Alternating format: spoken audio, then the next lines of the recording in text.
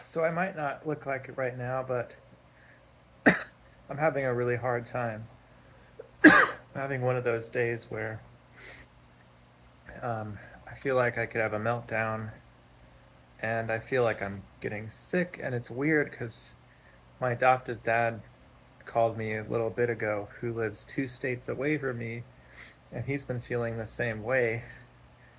Um, I described how I was feeling, and he has the same feeling where I can't I can't get my brain to complete all of the thoughts that it normally would. I'm just tired. I'm low energy, and so my patience is not as good as it could be, I guess. And I had to lock my cat in the other room, which I don't like to do. Even though he doesn't seem to mind, he kind of accepts it and he doesn't cry, but he's been pestering me to um, feed him, even though he has a bowl full of food, to hang out in the kitchen with him because he likes it when I sit or lay on the kitchen floor and scratch him while he rubs his face on his food or like looks for toys under the fridge and stuff. And so he just wants me to get up and follow him in there. And then he wants me to let him in the hallway so he can look around and see what's going on out there and all this normal cat stuff.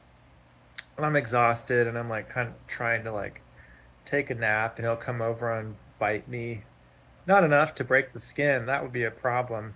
Um, I could die. You could get sepsis from that. But he gives me a good chomp. He comes over and nibbles on me until I do what he wants, and he does that to me all day, every day. And I love the guy, so I tolerate it. But sometimes when my energy's low, I almost have a meltdown, and so I had to put him in the other room because I felt like he was going to make me fly into a rage. Sort of like if you're trying to go to sleep and you're sick and you've got like Chinese water torture going on, and every single time you're like gonna doze, it keeps, doing one of those until you just go completely insane. Unfortunately, right now, I can breathe through this side, but even with this strip, my nose just goes through these cycles of completely constricted and at least halfway open. So it's just hard to rest and recover. And I got denied for that crisis clinician job I applied for, which I'm glad because it's overnight, and I'm not ready for that. I don't think I should ever work nights, personally. Um, but I'm feeling like I just really need to rest and recover, and I've been pushing myself a lot over the past 6 months to get a new job and to get benefits of some kind because I have a disability that caused me to not be able to do my job.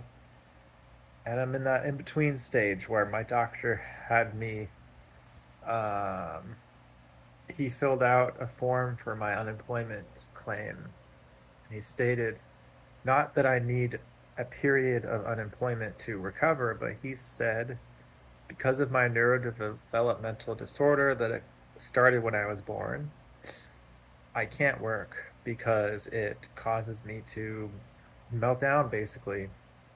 And I didn't ask him to say that, but he's been my doctor for 3 years, and I've had injuries, and lots of ER visits and a behavioral hospital stay. And I lost my job, and all of that was because of meltdowns. So I think he's looking at the situation realistically, and I want to work. My life goal was to be a therapist, and hence why I applied for that crisis clinician job. And I still have to apply for work. That's the condition of receiving unemployment. But I also have an SSI, Social Security, insurance benefits, whatever it is, meeting in September, and I'll tell them everything that what I just said to you, and they'll decide whether or not I should receive benefits or not. And yeah, I mean, I don't know how much it will be, if I'll even be able to afford the rent here. So it's not like I'm excited to get rich or something. It's just like, how am I going to stay off the streets, basically? Because yeah, my nervous system is shot. I grew up with PTSD because I was abused from the time I was 4 years old by my adoptive mom, physically, mentally, this, that, and the other, and was just coping and having panic attacks and severe depression until I left home at 18. And then I was horribly um, suffering from PTSD throughout college and going to therapy all 4 years, doing EMDR to try to get better. And I couldn't get, I haven't been able to have regular therapy ever since then. And that was in 2014 when I graduated college. I've had therapists, but most of them have been like telehealth, or they've been free therapy that I could afford, because I can't afford anything. I have to do whatever is free, basically, or as close to free as possible, which now that I don't have my works insurance, I'll be able to find that. But when I was on the insurance, there's nothing available for free. That's why I can't meet with my therapist, even though it's just a $30 copay. Um, After I pay my deductible off, otherwise it's like 100 some every single time. But I don't have $30 to give to someone to talk to them about my life. Anyway, she just says, "What would you like to talk about today?" And she's good, she's nice, but I just don't feel like I'm being helped. I just feel like I'm buying more shit, basically, that I can't afford. Um, but I know this is all by design. The whole "you will own nothing and be happy" and all that stuff. The total decimation of the middle class, where everybody's paying for their medical care in installments and not able to afford food. Like, I just went to the food bank today. Thank goodness that we have a good one nearby, because I came home with lots of good fruit, and I was able to do a full visit this time, which means I was also able to get toilet paper and um, antibacterial wipes, and yeah, like frozen stuff. I got some frozen cookie dough. Wow. I'm happy, excited, and grateful, but also pissed off that we're in this state of affairs, and there's absolutely no need for it. We If we could take just one billionaire, and with half of their income, with half of their net worth, we could solve hunger in a lot of different countries.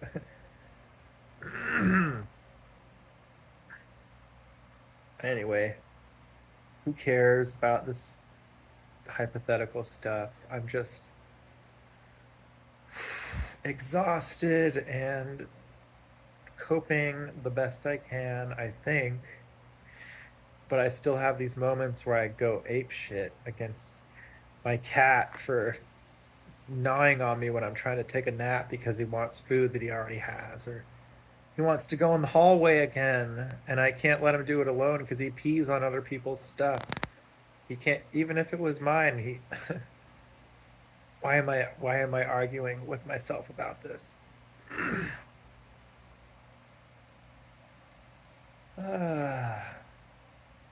So I am a codependent, and I miss my partner, and I wish I had someone to talk to. And she probably broke up with me because I was so insufferable, yammering on all the time about my feelings. That's probably part of it. But it is what it is, and I don't know what's going to happen, but I evidently don't have a whole huge amount of control, and I kind of just have to be patient and do my best. So applying for jobs, going to interviews, going to those meetings, those appointments that I have. Now I have to go to an appointment for um, within the next 7 days. By next Friday, I have to go to an appointment to meet face to face about my uh, food stamp application. So that'll be good. I applied for those at the food bank today, um, so that I'll be able to get grocery store food. Um, yeah, my sister, back home where I grew up in California, has had a few babies now, and I don't want to talk about her personal life, but